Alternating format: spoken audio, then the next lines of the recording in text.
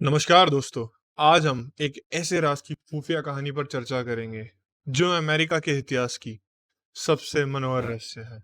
जी हाँ, हम बात कर रहे हैं डी बी कूपर के मामले की। दिन था 24 नवंबर 1971 को, लगभग दोपहर के 2:30 बज रहे थे। एक आदमी जिसका नाम था डैन कूपर, पोर्टलैंड ओरिगन में north west Orient airlines flight number 305 में सफर कर रहा था। किसी को पता नहीं था कि ये एक रहस्यमय यात्रा की शुरुआत थी जो दुनिया को उलझन में डाल रही है। जब फ्लाइट 305 सिएटल की ओर बढ़ रही थी, कूपर ने फ्लाइट अटेंडेंट, जिनका नाम था फ्लोरेंस, को एक नोट दिया जिसमें उसने अपने पास एक बॉम्ब होने का दावा किया। लगभग 3 बजे उसने अमेरिका की सरकार से $2 मिलियन की रैंसम और पैराशूट मांगे, जिससे एक इतिहास में एक बहुत ही ऑडियस हाईजैकिंग की शुरुआत हुई। अथॉरिटीज ने उसकी मांगे पूरी करी और कूपर ने कहा था कि जब वो ये सब पूरा कर देंगे तो कुछ यात्रियों को रिहा कर देंगे, और कूपर ने वैसा ही करा। विमान लैंड हुआ और कूपर ने कुछ यात्रियों को रिहा किया। बट कुछ समय बाद विमान फिर से उड़ान भरता है और उसमें अभी भी कुछ क्रू मेंबर बंधक रखे हैं। विमान सिएटल के ऊपर घूमने लगता है।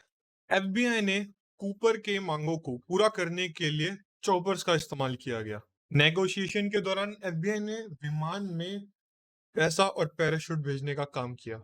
हालांकि कूपर के पास अपना एक प्लान था। लगभग शाम के 5:39 हो रहे थे। उसने क्रू को बोला कि ये विमान मैक्सिको सिटी की तरफ मोड़े। लगभग घड़ी में 8:13 रात के हो रहे थे। कूपर ने अपना कदम उठाया।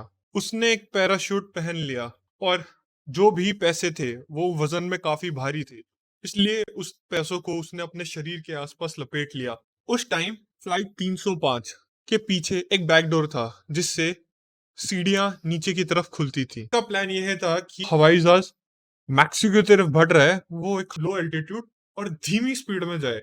और उसका प्लान था कि उसी घने जंगल में पीछे के दरवाजे से, उसमें से डैन कूपर ने छलांग लगाई।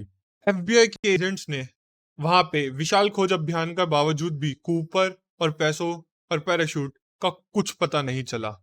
बहुत सारे सर्च ऑपरेशन किए गए, बट नतीजा एक ही, ना तो पैसे मिले ना तो कूपर का कोई अस्तित्व। एफबीआई ने डीबी कूपर मामले में एक विशाल जांच शुरू करी, पर नतीजा वही कि कुछ भी अभी भी पता नहीं चल रहा था।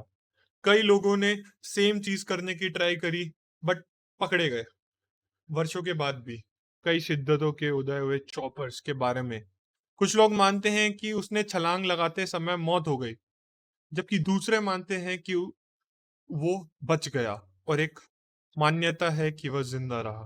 हाईजैकिंग के बाद पैसिफिक नॉर्थ वेस्ट में एक विशाल खोज कार्य काम अंजाम दिया गया।